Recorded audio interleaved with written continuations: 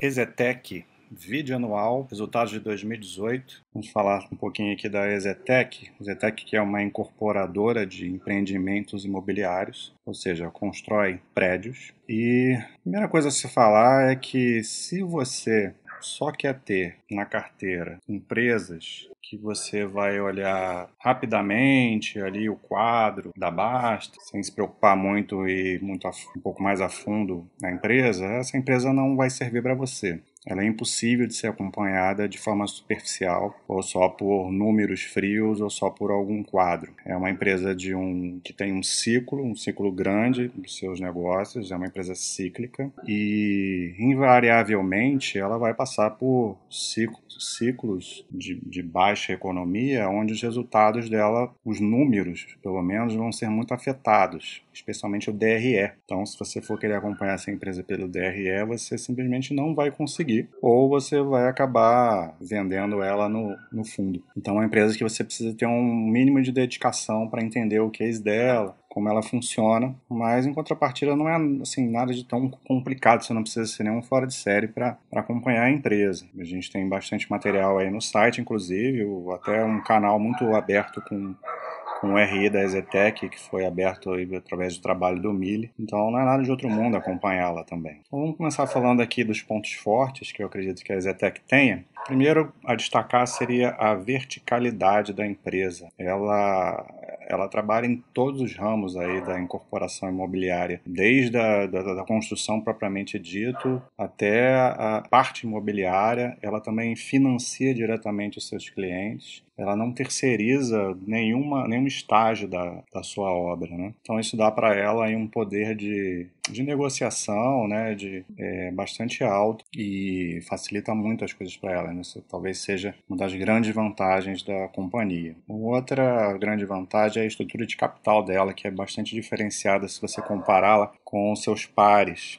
Ela é uma empresa que não trabalha com alavancagem, ela não tem dívida alta. Na verdade, a dívida dela geralmente é menor do que o seu caixa. Então, ela tem uma solidez para passar por esses períodos em que o ciclo está na baixa. Então, você vai ver que a empresa, ela não, ao contrário da maioria das empresas desse setor, ela não tem prejuízo nesses momentos de ciclo baixo. Então, isso dá para ela uma tranquilidade a mais para ela trabalhar nesses momentos de baixa. Não precisa fazer nenhuma loucura, não precisa sair queimando estoque a preço de banana. Com isso consegue fazer todas as outras partes da atividade dela com mais tranquilidade. Então é uma gestão muito boa. Pontos fracos, o próprio setor, né, como a gente já está falando, é um setor cíclico que não é muito simples, né? Você vai enfrentar períodos de economia mais fria e isso impacta muito o DRE, como eu já falei.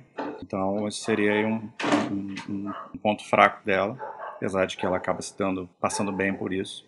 E o outro ponto seria a questão dos distratos, que é uma coisa que assola muito esse tipo de empresa. Distrato é quando o cliente desfaz o acordo, né, da compra do apartamento, do empreendimento, e ele quer o dinheiro de volta. Por mais que exista uma multa em cima disso, né, é muito dinheiro que a empresa precisa distratar, que ela estava contando aquilo como recebido no seu balanço, né. Até teve uma modificação agora no final de 2018, no sentido de ficar um pouco melhor para as empresas do ramo, essa questão de distratos, que agora aparentemente 50% seria a multa em caso de desistência, né? Mas isso sempre seguiu sendo um fator aí de bastante preocupação para essas empresas. Então vamos falar aqui alguns detalhes desse resultado. Vai ser um pouco diferente do que eu costumo fazer, porque justamente a empresa tem uma análise diferente. Vamos tentar deixar um pouco mais claro aí. Então, começando aqui por esse primeiro quadro, a gente vê a questão dos lançamentos. E a gente vê aqui que desde 2015 ela teve um índice de lançamentos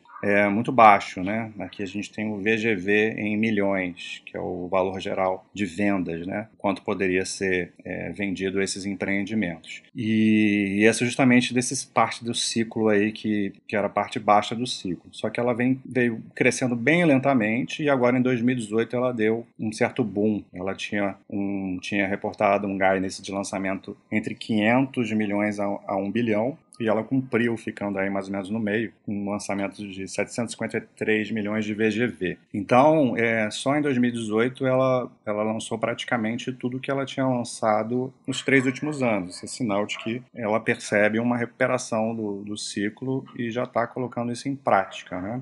E para 2019 isso tende a explodir mais ainda. Só no primeiro trimestre de 2019 ela já lançou 396 milhões e ela já tem um guidance de lançamentos entre 1 bilhão e 1 bilhão e 500 de VGV, de projetos que já estão aprovados para serem lançados ao longo do ano. Então, é uma expectativa de uma retomada do ciclo, com potencial de crescimento mais uma vez. Então, isso já mostra aí uma virada que a empresa pode dar. Então, aqui ao lado a gente vai ver esse quadro de vendas brutas, né? Incluindo aqui as vendas performadas ou em obras e as vendas de lançamento, né?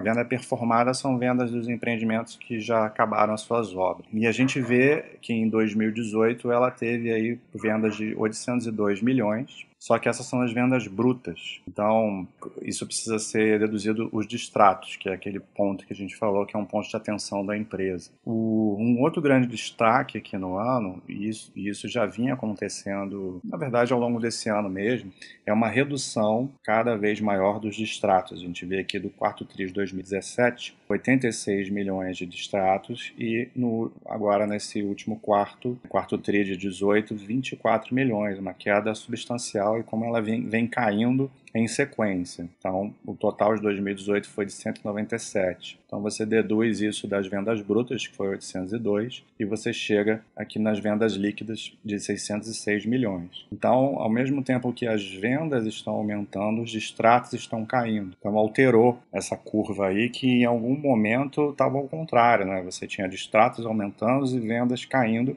e chegou um período aí que os distratos quase que foram o mesmo patamar do que as vendas. Então, uma situação bastante delicada, mas isso aí parece estar já no passado desse ciclo. Isso aqui eu achei interessante mostrar, que esse Fit Casa Brás aqui é um projeto do Minha Casa Minha Vida, que é uma linha que a EZTEC não vinha operando e ela decidiu começar a operar, né? Ela não é muito característica, a EZTEC geralmente trabalha com padrões de empreendimentos maiores, de classe média alta ou classe alta, tem todos os segmentos, mas geralmente ela foca nesses segmentos de maior valor agregado. Só que o interessante aqui é que às vezes o Minha Casa Minha Vida ela tem margens muito baixas, os empreendimentos, e com a EZTEC, curiosamente, isso não está ocorrendo e não vai ocorrer, como a gente vê aqui a margem bruta e a margem líquida de 44% e 31% respectivamente. Isso acontece por conta daquela característica dela de ser muito verticalizada. Então, ela consegue diluir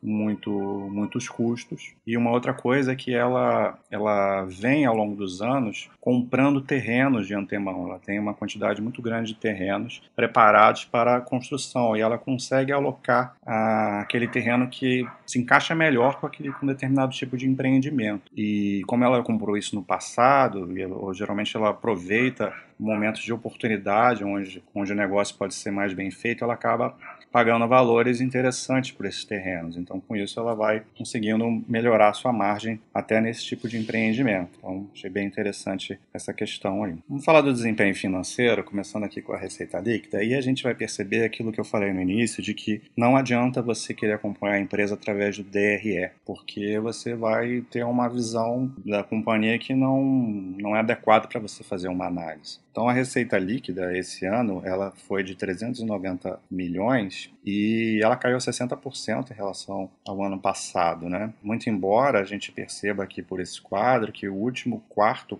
tri de 2018, foi bem melhor do que todos esses últimos quartos aqui, inclusive o de 2017, né? Mas no ano ela vendeu menos. Vendeu menos, na verdade, a receita líquida reportada foi menor. Por que isso acontece? Porque a característica desse setor é a receita pelo método POC. Então, ela não receita a partir do momento que ela simplesmente vende um empreendimento. O método POC, ela acontece mais ou menos da seguinte maneira: você vai colocar a receita, né, assim que você vai levantando o empreendimento. Assim, conforme a obra vai sendo levantada, vai se receitando. E isso é de acordo com o custo da obra. Então, para citar um exemplo bem básico, bem simples, só para vocês entenderem mais facilmente, vamos supor que você tem um empreendimento ali de R$1 milhão, o valor de venda, né? O valor de vendas de 1 bilhão e um custo de 600 milhões. Vamos supor que você tenha já gastado na obra, a obra está em andamento, e você já gastou ali 300 milhões dos 600 que era o orçamento. Então você gastou 50% do orçamento original. Então você pode receitar 50% do valor do empreendimento. Então se o empreendimento era de 1 bilhão, a receita vai aparecer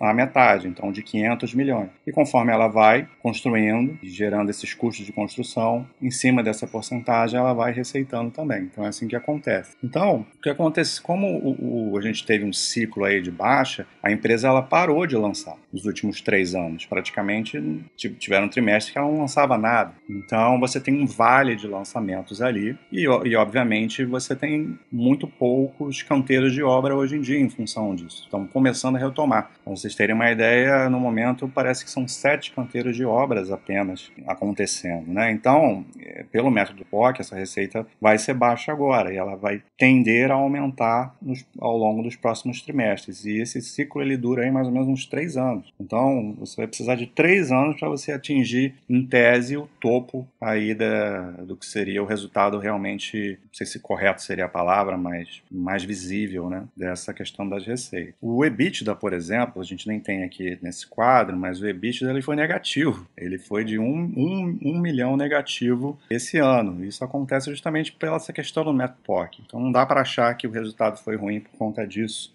O que a gente vê, na verdade, é um momento de retomada. Então, aqui a gente consegue ver por esses quadros que as despesas elas são mais ou menos fixas ao longo dos trimestres, tanto as administrativas como as comerciais, por exemplo. Então, esses custos eles estão lá, eles estão sempre fixos ali enquanto você tem uma receita menor. Então, o EBITDA vai ser muito baixo em função disso. E conforme o método POC for acontecendo e as receitas forem aumentando, essas despesas vão continuar nesses mesmos patamares praticamente e elas vão ser diluídas. Então, você vai começar a ganhar margem, a ganhar produtividade, vai aparecer um EBITDA aí mais uma vez positivo e crescente. Muito provavelmente é o que a gente vai perceber no ano de 2019, nos próximos trimestres. Aqui, para a gente falar do lucro líquido, mais ou menos segue essa mesma lógica, só que existe uma diferença interessante aqui. Porque a gente vai ver que o lucro líquido da EZTEC esse ano foi de 97,5 milhões. Por que isso acontece, né? Por que eu tive um EBITDA negativo e um lucro líquido positivo, bem mais, né, positivo, em torno de 100 milhões a mais? Por conta da questão do resultado financeiro. Aí entram outras coisas interessantes da característica dela. Antes de falar disso, você vê aqui no quadro que esse lucro líquido, ao longo do ano, ela veio aumentando também. Então, isso vem em resposta a essa questão do método POC também, que vai receitando mais.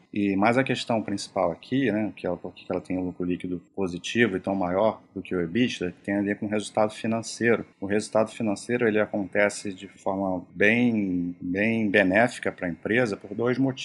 Primeiro, como ela é uma empresa conservadora na sua estrutura de capital, ela tem caixa positivo, não trabalha com dívida alta, esse dinheiro do caixa está investido gerando juros. E ela também ganha o resultado financeiro por conta de algo que a gente chama de recebíveis performados. Lembram que eu falei que a empresa é muito verticalizada? Ela também financia os seus clientes.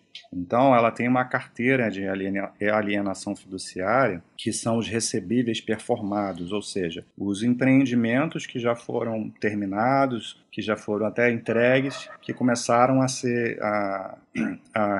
serem pagos pelos seus clientes diretamente para a EZTEC, eles ficam numa carteira sendo remunerada por um IGPM de 10 a 12% ao ano. Então, essa é uma outra forma dela aumentar o seu resultado financeiro e foram esses fatores que fizeram com que ela passasse bem aí pelos períodos de crise, de falta de lançamento de empreendimentos, de poucas vendas, de muitos distratos, porque o resultado financeiro fazia com que ela tivesse uma capacidade de geração de caixa muito boa. Então, ela foi passando esse período relativamente tranquilo. Aqui até a gente vai ver melhor aqui por esse quadro da alienação fiduciária, aqui é a evolução da carteira de recebíveis, né? Em cada TRI, você vê em 2016 292 milhões, 17 406 e agora em 18 maior quantidade, né? 514. Isso é dinheiro que vai entrar para ela, que é livre de distrato e ainda está sendo remunerado de 10 a 12% ao ano. Então isso vai dando para ela um colchão de liquidez e de tranquilidade. Você vê aqui ó, as novas alienações fiduciárias ao longo desse ano, né? Mais 183. Então ela vai construindo aí esse colchão de liquidez. Esse quadro aqui vai mostrar para a gente um dos pontos, outro ponto positivo dela, que é essa capacidade de geração de caixa, que é o que sustenta ela em todos os períodos, especialmente nesses períodos de DRE mais fraco, né? A gente vê aqui, ó, caixa de 494 milhões e dívida só de 91 milhões. Então isso gera para ela um caixa líquido de 403 ao final de 2018, 403 milhões. Ela teve uma geração de caixa de 66,7 milhões no trimestre e no ano foi 162 milhões de geração de caixa. Geração de caixa muito forte, muito boa, mesmo com esse DRE fraco. Então, é por aí que a gente começa a enxergar a empresa, né? Então, a gente vê o potencial aqui, porque além desse caixa que ela tem, os recebíveis performados, que é o que eu falei antes, né? Essa carteira de alienação fiduciária que tem para a disposição da empresa, conforme os clientes vão pagando, né, o financiamento diretamente para ela. Tem muito financiamento que é pelo banco mesmo, mas ela tem esse financiamento próprio e isso inclusive foi algo que diminuiu muitos distratos dela, é importante lembrar isso, porque como os bancos diminuíram muito o crédito nesse período dos anos anteriores aí, tinham muitos clientes que acabariam tendo que distratar as suas compras. E como a EZTEC tem essa possibilidade de financiar diretamente os clientes, então ela acabou financiando esses clientes que não eram aceitos ou não seriam aceitos pelos bancos. Então isso fez com que ela não tivesse o distrato. E tem esses recebíveis performados aí gerando juros também. Então tem recebíveis a performar, né, dos empreendimentos que ainda não terminaram as obras. E ainda tem o estoque que a gente vê nessa coluna aqui, que são os empreendimentos que ela tem aí que para serem vendidos ainda, né? Tanto de empreendimentos que já foram performados, quanto outros que estão na sua fase de obras ou de apenas lançamento. Então ela tem um potencial de geração de caixa total aí de 2,2 bilhões. Então é uma empresa que gera muito caixa. E é isso que faz ela ser diferenciada. Então é isso, eu acho que são as coisas mais relevantes, mais básicas para falar da empresa. Não é uma empresa então que tem que ser vista de uma forma linear ou com números frios. Tem que ficar de olho nessa questão da geração de caixa, dos recebíveis performados, ficar de olho na questão dos distratos e ter calma, né? Você precisa de um ciclo longo, às vezes de 3 anos, às vezes 4, 5 anos para uma retomada total, né? Então é uma característica de uma empresa cíclica. Uma empresa com um resultado esse ano muito bom, que requer uma atenção maior na sua análise. É isso. Espero que tenha ajudado. Um abraço.